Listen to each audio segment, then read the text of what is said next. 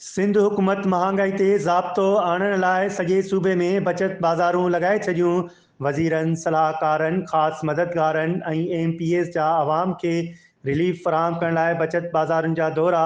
सिंध हुकूमत जे अहिड़े क़दम ते सिंध जे अवाम ख़ुशी जो इज़हार कयो। सिंध हुकूमत रमज़ानुल मुबारक में सिंध जे अवाम खे रिलीफ ॾियण लाइ सॼे सूबे में बचत बाज़ारूं लॻाए छॾियूं आहिनि, जिथे अटो, चांवर, गिहु, खंडु, पती ऐं ॿियूं खाधे पीते जूं शयूं सस्ते अघ ते अवाम खे ॾिनियूं पियूं वञनि। सिंध जे वॾे वज़ीर सैयद मुराद अली शाह बचत बाज़ारुनि में आम वाहिपे जी शयुनि जे अघनि जी निगरानी लाइ पहिरीं सेक्शन ऑफिसरनि जूं ड्यूटियूं लॻायूं, पर पोइ वज़ीरनि, सलाहकारनि, ख़ासि मददगारनि ऐं MPs खे बचत बाज़ारुनि में वञी शयुनि जे अघनि ते नज़र रखण जी हिदायत कई। सिंध जे वॾे वज़ीर सैयद मुराद अली शाह बचत बाज़ारुनि में आम इस्तेमाल जी शयुनि जी मौजूदगी ऐं शयुनि जे सरकारी अघ ते विकिरे खे यकीनी बणाइण लाइ सूबाई वज़ीर इस्माइल राव खे बदीन, सैयद नासिर हुसैन शाह के कराची वेस्ट,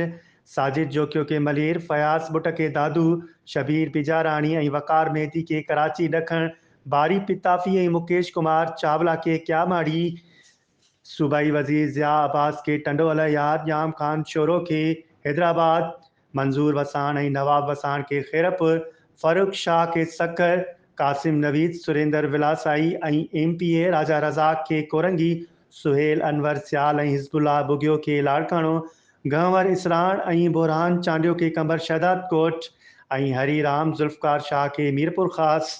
MPA पीर मीर अली के उमरकोट ऐं कासिम सिराज सुमरो के थरपारकर में अघनि ते निगरानी लाइ हिदायत करे छॾी आहे। महांगाई ते ज़ाब्तो आणण लाइ वज़ीरनि, सलाहकारनि, ख़ासि मददगारनि ऐं MPs बचत बाज़ारुनि जा दौरा करे छॾिया आहिनि ऐं हुननि दुकानदारनि खे शयुनि जे अघनि वारी लिस्ट स्टॉल ॿाहिरां लॻाइण जूं हिदायतूं करे छॾियूं आहिनि त जीअं उहे माण्हू पढ़ी उन अघ ते शयूं वठी सघनि। सिंध हुकूमत जे अहिड़े क़दम ते सिंधी माण्हुनि ख़ुशीअ जो इज़हार कयो आहे। सिंध में बरसाति ऐं ॿोॾि हुजे या महांगाई जो तूफ़ान, सिंध हुकूमत कॾहिं बि सिंध जे अवाम खे अकेलो न छॾियो आहे ऐं हाणे सिंध हुकूमत रमज़ान जे भलारे महीने में महांगाई ते ज़ाब्तो आणण लाइ सॼे सूबे में जेकी बचत बाज़ारूं लॻियूं आहिनि, उन सां सूबे मां महांगाई ख़तमु थी रही आहे ऐं माण्हू सुख जो साहु खणी रहिया आहिनि।